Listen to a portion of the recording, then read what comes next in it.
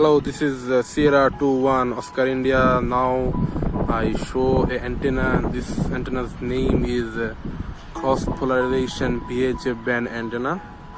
We use this antenna for receiving data from satellite and weather satellite like that.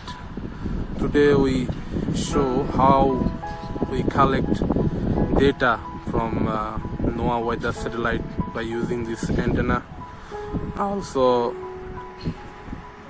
we show how the software work and how a data come from satellite and then we decoded it. This is our station, main station, where we can set up our radio base station and many other equipment. Let's go. So now we see here our VHF base station received data from 137.91 to 0.5 megahertz.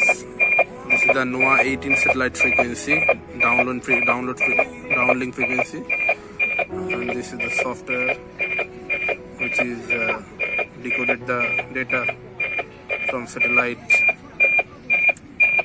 This is our station.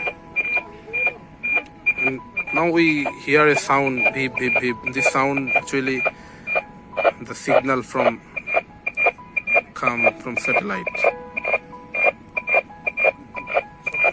Thank you.